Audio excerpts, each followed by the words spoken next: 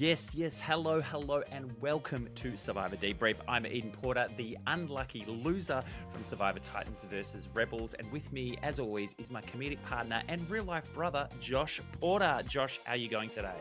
I'm good. I'm very well. Another exciting episode of Survivor. Oh, mate, it's so exciting. Let's just get straight into it. Let's just go through a bit of a tribe recap. Sure. Red Tribe. I'm not going to remember the tribe names. I'm sorry. Red Tribe it is. How's Red Tribe Rome? going? We had that. I like the little supercut of Rome being the King Firestarter. People, honestly, man. And you could probably speak to this because you've been on the show. I would never talk myself up about anything. It's so weird that you would be like, my record of starting fights is 16 seconds, and I do this every day. The key to that is say that after you've started the fight. Exactly. Hey, I was really good at this, wasn't I? I practice heaps. Because the other thing that I thought was really interesting is you can't turn egos off. You just can't. Like, people have so much trouble doing it. Because, like, Rome, I don't know, man. He's an esports commentator, and he's all action, but he seems to have no self-awareness of how other people are perceiving him at all. It doesn't seem that way. The really fascinating thing with that, with him telling Teeny just to use it as building trust, was like, that great move. You know, we talk about that a lot. Yeah, building trust with that stuff, and then like straight away, just telling Kashan like straight away, and then going to the box. And you know, my favorite thing about that whole sequence was it was that awful thing where you could see he was like a little child. Rome was when he arrived. He's like, I haven't even read it yet. You read it first? Yeah, it's like they've opened his present. Exactly, on Christmas it really morning. is. It was and they're so like, funny. no, go on, read it. You can. He's like, I didn't even get a chance to read it. And then, well, what did you think of Teeny's like sort of excuse as well?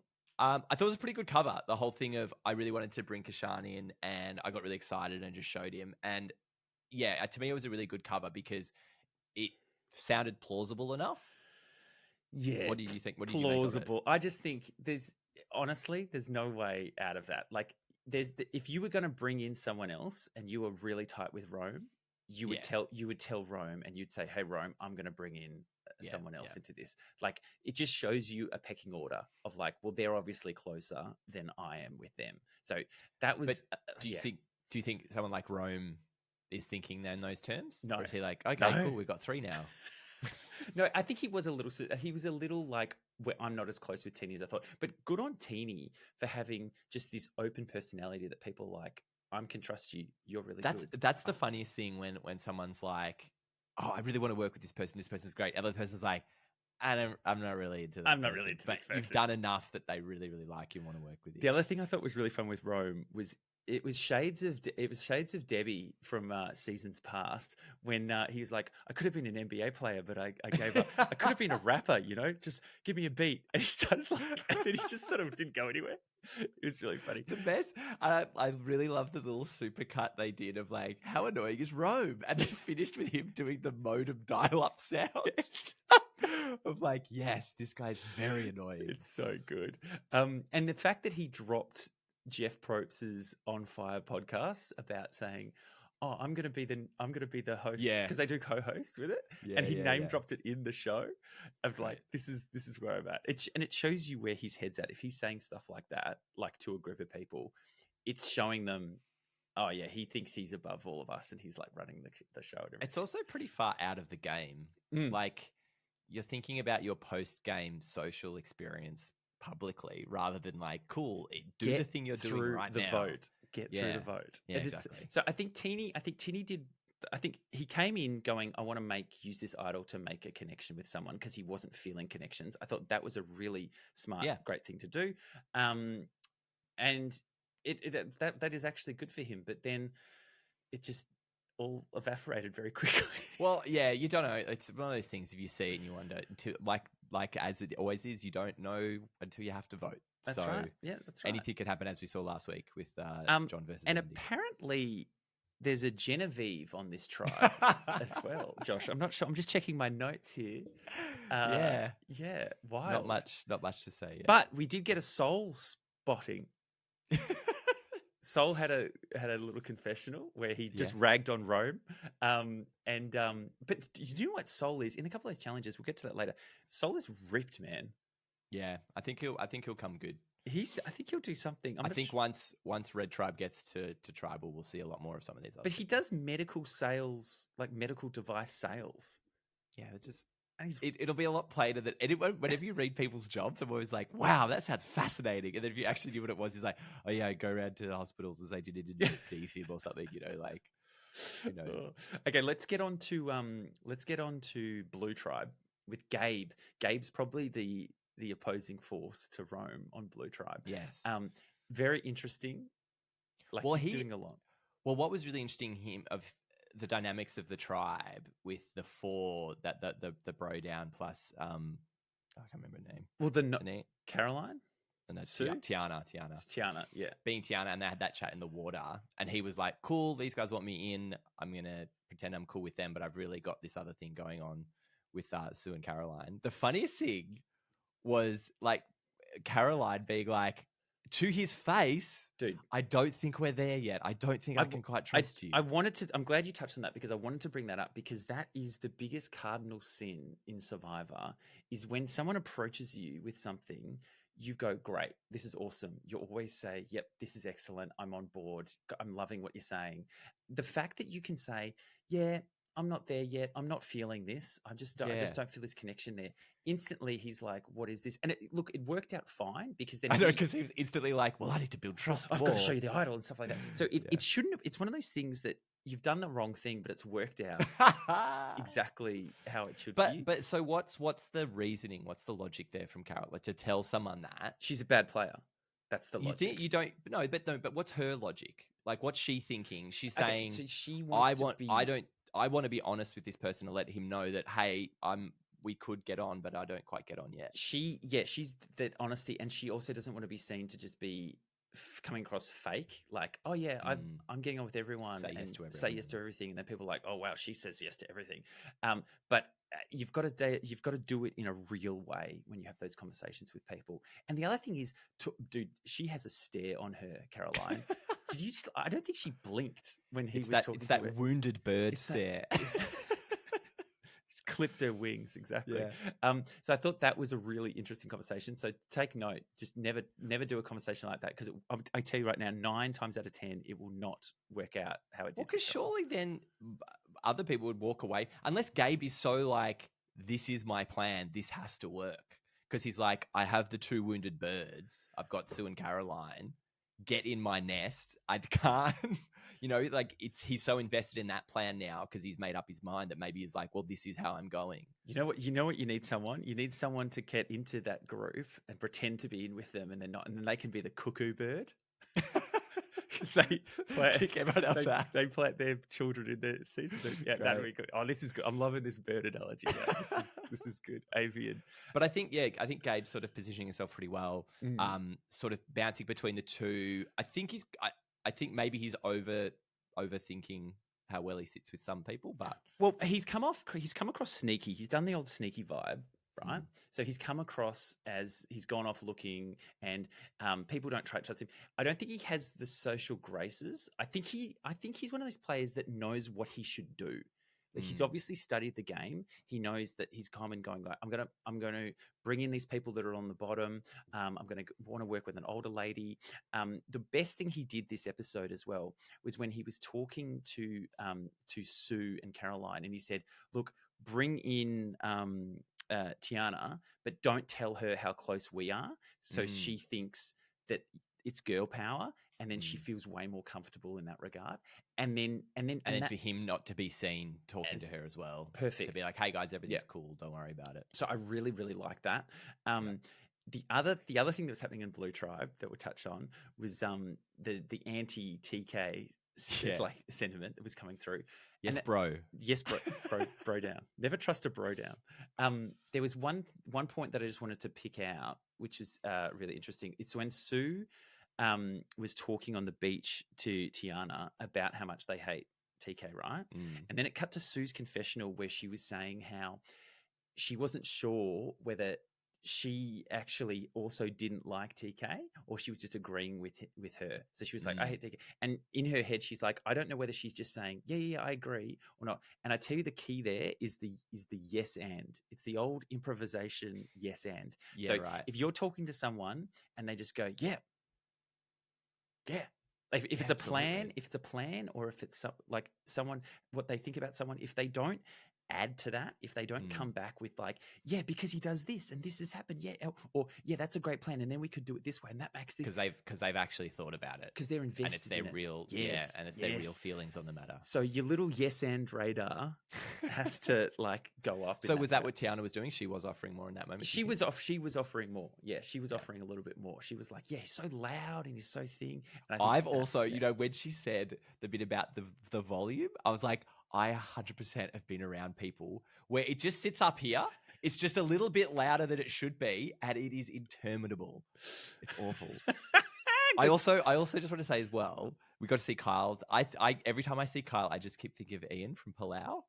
Oh, I just got that in my head. He's Ian every which way. And there's like lookalikes and stuff. It could be like son of Ian or something like that. But Kyle.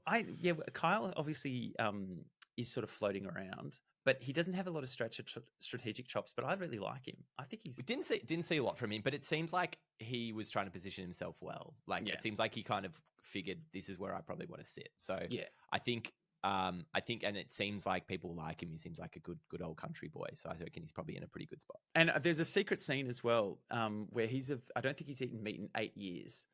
And they did the crabbing at the start, and I think he had some of that. So he was pretty emotional about like having to eat meat and stuff like that. And from our season, I tell you what, Mark was the crabber. Mark was obsessed with crabs, and he would kill a crab in the blink of an eye. That man, Did he have the lion's share of the crab? Well, the crabs were only tiny. It was like more. It was more of like it was a bite size sort of thing. Bite size crab. It was a fun size crab. Yeah. So yeah, that's Blue Tribe. Anything else in Blue Tribe you want to touch on? No. That's cool. We'll come back to them. For the scramble. Let's go say, and then Yellow, Andy, mate. Andy leaving the advantage around is wild. Fascinating, because it's not a. It is that thing of he is in his own head so much. Hugely. Because he said he was down when it's so funny. Like as soon as Sam left, he was just like straight away into his own head. I've got to go do stuff. He spiraled like instantaneously spiraled. As soon as there was someone not there. Oh, also incredible montage of the cheering of for the coconut. Dude, that was probably one of the cringiest, most awkward things I've seen any group of people do to someone else. It was so bad. But what's weird is we see that and go, you're being incredibly patronizing to Andy. Andy's there absolutely loving it. He could not be chopping harder. But so leaving it, he made the decision of like, this is too much of a big deal. I can't make this decision now. I need to think on this and come back. So what he like, honestly, for someone in his position that knows he only scraped through sort of last week or whatever, there was shit happening, but you think you want some sort of advantage in the game. He knows it's going to be an idol, and I think for him that could be a game changer. And the fact that he didn't go, yep, let's do this. I think he was worried in a group of, so they're down to 5. So one person without a vote could lead to a 2-2 draw, which is pretty scary. Like that's pretty scary. So I can see why he maybe didn't initially just want to throw his vote away. I don't think he's thinking about that at this point. I think he's just thought maybe they've done a really good job of making him feel comfortable these last few days. And like, yeah, we got rid of John because we're all on Team Andy now. So maybe just doing that alone made him feel more comfortable, and having those chats with Sam, given that he was so open to sharing information with Sam. Which is great. So obviously Sam is getting a really good edit. Like this episode. Well, I think he was really just the linchpin, right? He had his little confessional last week of the he's the wolf in wolf's clothing, which they loved in that regard. But he's the one that's found the advantage, and I really liked. I know it was sort of the floodgates were opened. Everyone ended up finding out about this advantage. But the fact that he was on the front foot to be like, I'm going to talk to Rachel now. I'm going to say, hey, Rach, can you help me with this? That was great. Talk to Sierra. I'm going to do this. Yeah. I really enjoyed him identifying that Annika. He's like, I didn't have control over Annika being there. If she goes to tell Rachel, I need to be the one to tell Rachel because that's probably definitely happening. So I thought that was really clever to be like reading that well, their relationship, to be like, she's going to tell her, 100%. I have to go tell her. He's got good reads on people. And the fact in his head, right? So he's like, I'm going to keep Andy close because I can lock Andy in. And he feels that he has Sierra. And so that's 3 in a trip in a group of 5 now. So that's your majority. So he knows if he can keep those 2 together, then he's got it. And if he's got the idol as well, he can sort of control where the information goes. I did find it quite funny how like everyone knew, except for Andy. Like it just ping-ponged around to get to everyone. And then Andy was like in this bizarro where it was like, oh my God, they must have found it. I don't know what's going on. It was just this opposite. So the thing that could undo Sam here though is if Andy, like if it all blows up and it comes out that everyone tells Andy, they say, Sam was lying to you. Sam had it the whole time. You went to him and you said, hey man, I think some of the girls have it. And Sam was just like, yeah, oh man, yeah, of course. Yeah, rah. That just shows a breakdown of trust. And that could make Andy go, well, I'm going to turn on Sam now. And he could jump over to the girls. And then he could be the swing vote that could throw everything out. What I found really fascinating, and I'd be interested to hear your thoughts on it. So he just locked in the single use, didn't he? Yes, he did. Yes. Yeah. Which seems a bizarre choice when everyone on your tribe already knows. Yep. You don't have to be sneaky about it. I agree. Also, as if Andy's not the next to go. Like, if you guys go back to tribal, do you really think you're in danger? Like, I found those 2 things together. To me, it made no sense just to go for the single. When you have like clear runway, everyone most of the tribe helped at different stages to which is so lock good. It out. Which is so I would agree. My play would be go for the 3 tribals because that gives you more to work with. And if everyone knows you have it, does it really matter if it's 1 tribal or 3 at that point? Like probably not. Does it hurt Sam's game at all? Probably not. Do the other players know at all if it's a 1, 2, 3? Do they have any information onto that? They don't, do they? No. But people have read the didn't. No, but I don't think it was. I think it was just him and Sierra actually got to the point of opening the box. Well, they're probably the only 2 that know that it's 1. That it's actually 1. So the others might just think he's got an idol now. Yeah. So but if everyone's doing this idol hunt, then just go the next clue. There's one more clue, and you just find the next one. I probably would have just carried it on. You don't have to keep it a secret. If Andy finds out, like, what's he going to blow up? Like, between you, if Sam feels he's solid with all the women on the tribe, you should feel pretty safe that even if that goes south, you'll be fine. So if he's got those 2 locked in, right? That's 3 into 5. If he loses Andy, then. If Andy's, you say the next to go, right? If everyone goes, look, it's got to be Andy now, then he's in a situation where it's the 2 girls, what is it, Rachel and Annika, against him and Sierra. Is Sierra and him, like, is she going to go to rocks for Sam or... Like these are the sort of situations. So I think he really wants to keep Andy around. Well, it makes sense. Like it's kind of funny. Like looking at the other side from the women's side, they're like, why would we keep Andy? And Sam's like, because I'm probably on the outside if he's not here. Yeah. So that's nice forward thinking. And by the sneak peek of the next episode, it looks like he's thinking about that. Yeah, it'll be an interesting dynamic how that yellow tribe sort of keeps going because Andy could be a massive liability. Yeah. Yeah, absolutely. So let's get on to the challenges.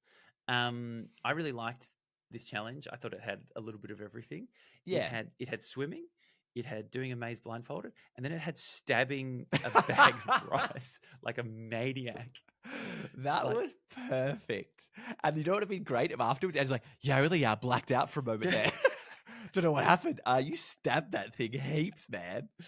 Of course, it was Andy stabbing it, and it zoomed in. I'm surprised the camera didn't do a tilt or something like that. Yeah, exactly. Because I thought it would be more like stab pull to like shear it open, but maybe it's a difficult thing it was to more, do. It was more. It was just to go through the stages. Did you have any strats that you saw that you thought of when you were watching that? Obviously, I immediately thought like keep it dry, which it seemed like most of them tried to do. Yeah. Keep it dry. I did feel that I might not have made much of a difference, but when they were getting it through the hole, there was way too many people on like the start side. It's like when it gets halfway side, through, just jump, just get everyone else over. Yeah. I think the water part is the water part. I think you get through that pretty easy. I would have loved the blind maze. My reach would have been really good for that. I think you want someone with long arms that can really get in there.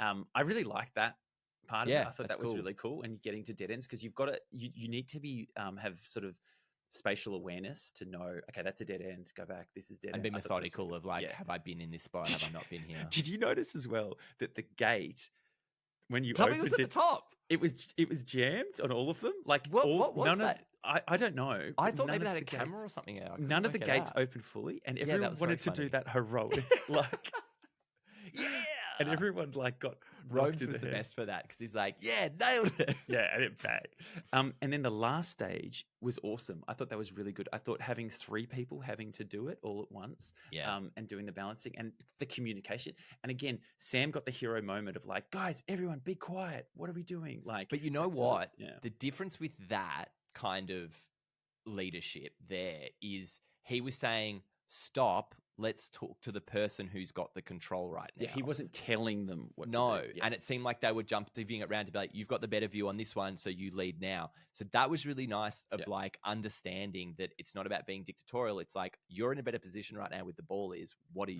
do?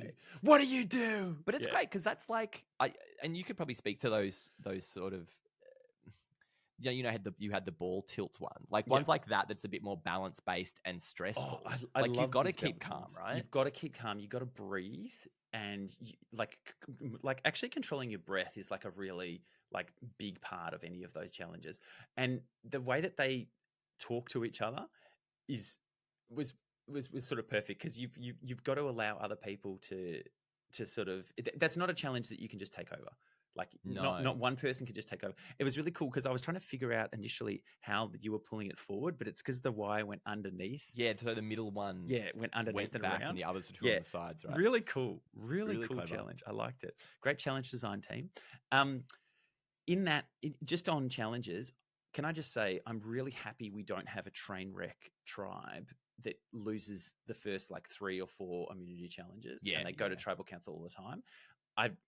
Everyone has got their opportunity, and I really hope that doesn't happen because it does become boring and you lose some good players. I'd rather lose one person from in terms of challenges so far of what we've seen, there doesn't seem to be any standout performers. It's not like someone like, oh, that person's nailing it, everything they do. It's just like they've all got decent people. They're all getting through them. The designs are built in a way that everyone's sort of in it, you know? The other thing, Rachel's rice stealing. Yes. So to be called out on that. So you're told you cannot take food from like any of the challenges. Oh, it's made very clear, is it? Yeah. People do it. People do it all the time. You go to a reward challenge and there's food left over. I know the Rebels kept a bunch of coffee and like sugar, like when they took it and they could add it to their rice in secret and stuff like that. And it didn't become a wacky moment with JLP? No, it didn't become a wacky JLP moment. But you could definitely look, but they check, they're aware, like you've got cameras on you all the time. So it's really hard to take stuff like that. I thought it was going to be a big deal and then it became a lighthearted moment. And I could sort of see in Rachel's face that she was like, I would be stressed. And she was kind of like, make it out to be like a joke. But I'm like, that's kind of you getting caught with your hand in the cookie jar. Yeah. So I actually think there's another aspect to this, which is it was played off sort of as a joke, but I actually think that's really bad for the perception of Rachel, and not as someone that's like, oh, she's taking food, she's cheating, more as someone that is thinking about the game constantly. Because in that position, if I see someone's doing that, I'm like, oh wow, she's got the awareness that during this crazy everything's happening, she's going, I could probably take some of this rice, I could do this, I'm looking for an idol, there's a level of game awareness that it like opens your eyes to that person. You go, oh wow. Same thing happened with Kirby in our season, that she just started doing things at challenges, like thinking about challenges in interesting ways. And I just clocked her. I'm like, she's got a brain that is breaking this down and doing things slightly differently. So when she had the idols, that challenge where she had the idols strapped to yourself, and she let one of them die to go and grab the stuff like that. I'm like, clever. Yeah, she's really thinking about it. And I think Rachel may have alerted some people to the fact that she's got her game mode on. Ultimately. The other favorite moment for me was Jeff yelling out, "It's a blisteringly hot out here." It just sounded so like it's blisteringly hot out here. Actually, there was another quote. Speaking of quotes, that came up when they were looking for the idol on Yellow Tribe, and they were saying, we were holding every single person's water bottle, and we were running around this. I'm like, mate, dude, it's 6 water bottles. Yeah, right. It's not even 6. It's 5. Like. And I was like, we were carrying around 12 in our season when you went through that. Weak. But of course, blue loses, and we're into the scramble. We're doing the scramble. The lead into that was on the Matt chat afterwards. TK essentially just ragging on his whole team. Like this whole attitude of like, I'm a winner and I don't like losing. And people who like losing are losers. I don't hang around with losers. Like, it just, I don't know what's going through your mind at that moment that makes you think that'll come off well. You know what I mean? Like, who is that appealing to? Yeah. Like, is that, like your winning friends back home? What are you getting out of that? That's what I don't understand. That's what I don't get. Because, and again, maybe it comes back to, again, not being able to turn off an ego. Like, you can't physically do it. There's no point in the game where an ego is going to help you, especially coming into tribal council. If you're going, like, this is what we're going to do. I hate losing and all this stuff. I think he was probably caught up in the loss, and like there's a bit of emotion around that kind of thing. We actually got a Ruffle Feathers reference. Oh, absolutely. I'm very aware I'm so happy that we got that live on. You said Russell Feathers. Thank you so much. He didn't. He said Tyson. Ruffle Feathers tonight. Tyson, I'll stop you there. Right. Yeah, he got it right tonight. So Kyle was playing the Switzerland. He said, I've got no strat, but I can work with people and I can try and bring them together. And he just did the simplest thing. He just got them both and said, hey, can we just quickly have a talk together? Yep. They had that little talk, and they seemed to be building. And there was that confessional that Tiana had where she was saying how I don't need to like someone to work with them, which is a great trait on Survivor. Well, that's what I wanted to talk to you about. That was a bit of a theme in this vote, I think, was the emotional versus strategic and the social versus the strategic. Like, how easy is it to put that aside, especially early? Like, obviously your connections are going to be personal early. Do you think it's worth trying to put those aside early, or should you just follow your gut and be like, these are the people I'm vibing with. Why would I bother at this stage trying to keep these people around? I think you want the vibe. Unless there's someone that with a really specific set of skills that you need. If you just keep exactly. If you have someone there that you're just keeping around, you're like, I can't stand this person, but he's part of my alliance and he's going to vote with us, and I have to keep them in there. Like, that's not a good grounding for an alliance, and that shows that people are going to turn on each other eventually. You want people that you've actually got genuine connections with to keep building further and further into the game. Because a big part of it, isn't it's like, who do you want to hang out on an island with? Yeah, exactly. Like, it'll just become interminable if you're too focused on that. And so the other thing that that was happening there was that, Gabe had his good moment with the girls. And look, Gabe's not super subtle. He says what he wants people to do, but I think he is thinking about the game and he knows what he needs to do. But what was interesting is he has this sort of, I don't know, something about his energy, like the way that he went off and looked for the idols and stuff like that. People aren't naturally going, Gabe's so good. Gabe, I'm really in with Gabe. They're not saying, I want to go to Gabe and work with Gabe. They're sort of saying, I think we have to. Gabe will do what we say. Yeah. Oh, even Caroline obviously didn't. It's just weird that like someone like Teeny has that. Yeah. But someone like Gabe pushes people in the other It seems like maybe he's just like not, I don't know. There's so much you don't see, but maybe he's not just getting along generally with everyone as much. Maybe he's a little bit more off by his own or something. I don't know. Which honestly plays into his understanding of, I need to get like Sue because she's old and she's not going to have anyone else. I need to get Caroline because she's not vibing with people. So he's locked them in because he knows he doesn't have the same ability with everyone else. So there's a level of awareness there that I'm really liking. Apparently he's dropping movie quotes as well on the island. Right. There you go. So a man after my own heart. I love that. The other thing I found interesting was the talk of rocks. Do you think talking about rocks for the first vote is utterly absurd like I do?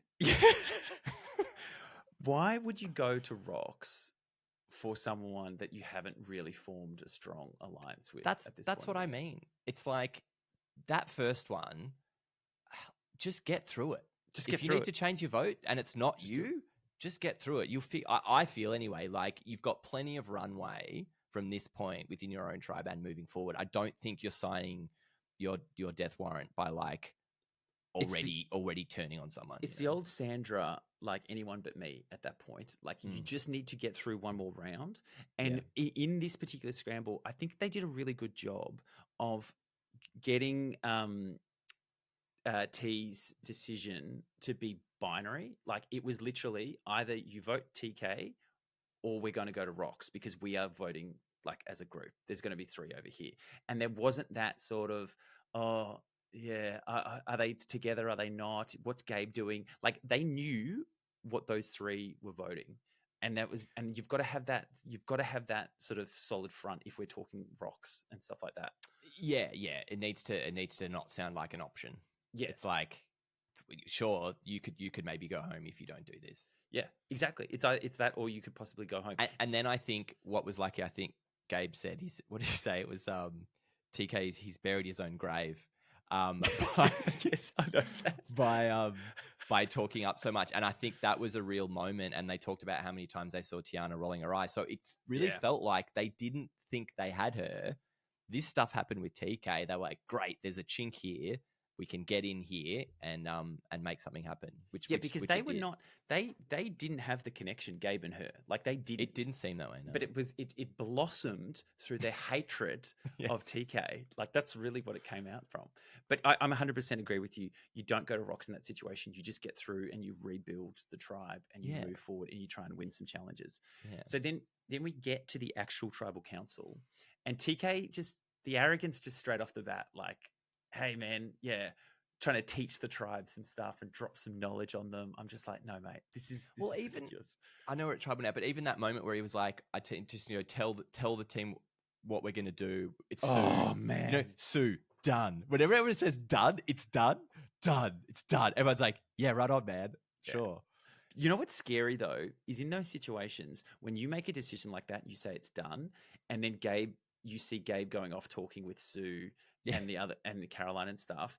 If you've got any game savvy, you're going to be, well, why are they still talking if we've just made a decision? Like, why are they talking to Sue? Why are they hanging out? Why are they doing that? And you need to start questioning that. And then as Gabe, he needs a story to say, well, I'm only going to say Sue because Sue wants to work with me. So I've got to come up with who I'm voting for and all this sort of stuff. There's so many layers to that. Yeah. And I was thinking with TK, and particularly based on his final little confessional after he got voted out, essentially saying, good luck winning without me, you idiots. So I really do think he got sucked into thinking, there's no way this tribe is going to get rid of me because I'm the strength. Yeah. Because if they lose me and keep Sue, they're not going to win any more challenges, which is a consideration a lot of times. And to me, often I'm like, you just want to try and win these challenges. Like that's so important. So you don't have to go to tribal. Yeah. But the game starts from day one.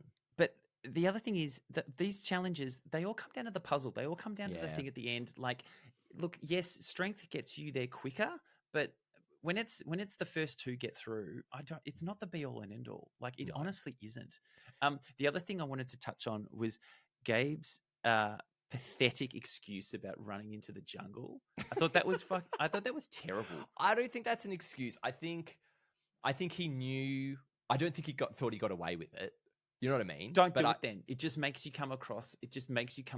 Like weak and trying to weasel your way out of stuff. To say, hey, they think I'm looking for an idol. I just want to be like Tarzan. I just want to be like Indiana Jones and like do all this crazy stuff. Oh, I thought he was saying that in a way that was like, I was looking for the idol in a way doing those things. Do you think he was like trying to cover his? No. My read on that was, we're on an island, Jeff. You said to us, it's our island, so I can go off and swing through vines, and I get to be a kid again, and I get to do this. He was saying that he was mucking around on an island. He wasn't looking for idols, and I think that comes across really disingenuous. Well, just talking about Gabe, what I found interesting was him getting called out so blatantly by the whole tribe to be like, he's up to stuff. And so this made me think, I wonder at what moment he made the decision to play his idol. Yeah. Because I thought he might be thinking, if everyone thinks I'm a bit of a target, maybe I should just get rid of this thing. Yep, just burn it. And I think so there's a couple of things here. So there's one theory is that they didn't trust that T was going to vote with them, right? So it could have gone to a rock straw. So then he goes, okay, well, if all the votes are on Sue, and then I'll play an idol on myself, and that means me and Sue don't have to pull a rock, and we're both safe, and we get through. And I don't give away my hand that I'm really tight with Sue, because he could have also played it on Sue, right? Which you would think at face value would be the move. Yeah, then you exactly. get what you want, right? But then you go, yeah, that's cool. But then what if they were lying to you and they put votes on you? Like, that's what's got to be in your head. As well, when you're thinking about playing an idol, like playing for someone else, also playing for someone else on the first vote, like that would be tough. Yeah, that would be tough. It is really tough. So I think you could be right that he could have just gone, there's a target on me. Let's just burn the idol now. Then we can just put all that to bed. And I was so shocked when he played it, because he bothered. He bothered to get the 3 to level 3. I know. So it's like, if you're just gonna burn, because I would have been like, in his case, it would have been like, great, first one, I'm just gonna keep it and just play it, and I'll feel comfortable with that first one, which he ended up doing anyway. Yeah, and it is funny though, when you do go to that first tribal council, you do just want to get survive, because it's your bonds haven't been tested yet. And when you know that, okay, Sue and Caroline, they voted with me, I know where they alliance. Yeah. I know that T just voted with me, and I know Kyle now is the one on the outs. So question to you, who's going to scoop up Kyle? So just on Kyle. No. That was so good. He's like, no. I think he's going to scoop up Kyle. I think Kyle is smart enough to not flip out and turn on everyone. No, he's not going to do that. He's not going to do that. So I think he'll sort of go to Tiana and be like, "Hey, what the hell happened? I thought we were tight." And she'll be like, "Yeah, I couldn't really stand him, but I still want to work with you." I think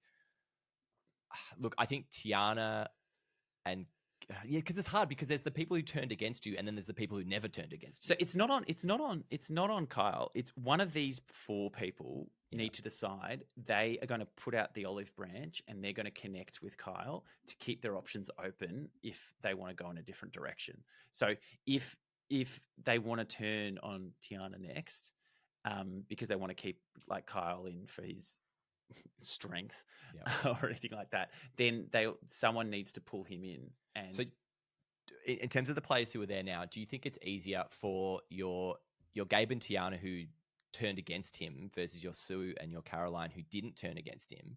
Who is it easier on those sides to try and make that right? Well, I think it's Sue and Caroline. That's easier because you never went against him. You could be like, hey, we had no issue with you. We just didn't like TK. Yeah, but the thing is, it's going to be hard for Sue because he voted for Sue. So then for Sue to come to you and be like, hey, be my friend, that's going to come off disingenuous. So the person with actually the best like shot at it is actually Caroline, but I don't think she has the social skills to be like. She also might not think the relationship's there yet. Well, so I've got to feel it out a bit more. This is true. I don't quite know.